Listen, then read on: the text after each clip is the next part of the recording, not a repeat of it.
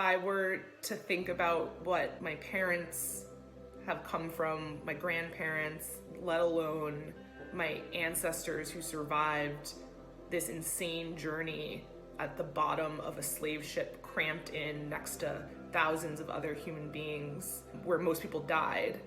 It's just one of those debts that can never really be repaid. And so all I can do is recognize how powerful my family is and what they've provided me and how valuable it is, and just do my best every day not to let that go to waste. I've spent the last 3.5 years helping to build wells in the northern region of Ghana. My real connection to the place started when I had the opportunity to visit Elmina Castle, which is also known as the Slave Castle, and it's on Ghana's Gold Coast. This castle was erected in the late 1400s by the Portuguese and then was subsequently taken over by the Dutch and then the British, and it's really most infamous for being one of the most important stops on the Atlantic slave trade.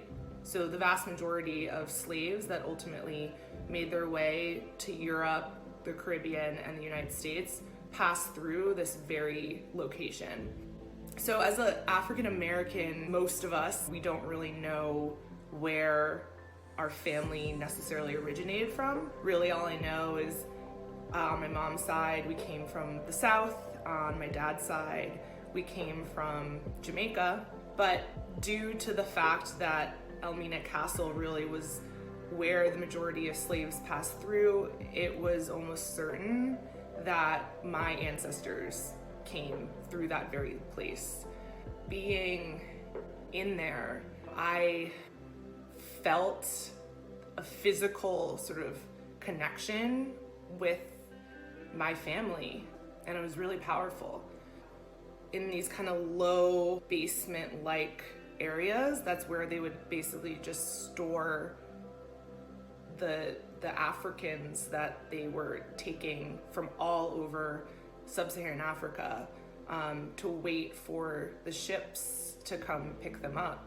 From that day forward was very much connected with Ghana, sort of as a proxy for my family, my ancestors.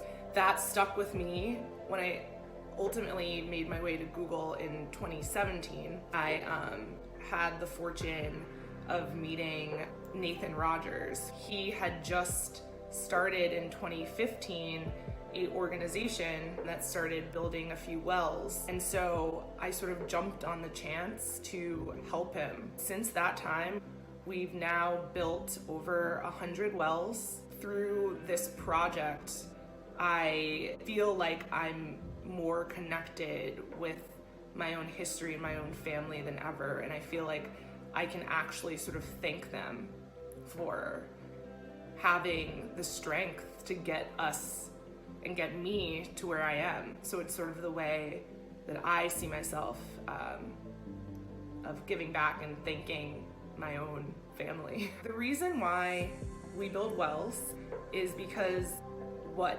usually happens is women and children have to walk for miles and miles and miles in order to collect water. It was amazing to see for the first time the wells actually in the communities themselves. So you have all the kids and the families sort of just congregating around these wells. It truly felt like it brought life to these places. It would take so little. Like if everyone that I knew gave me $5, we would literally get thousands of people water for 10 years.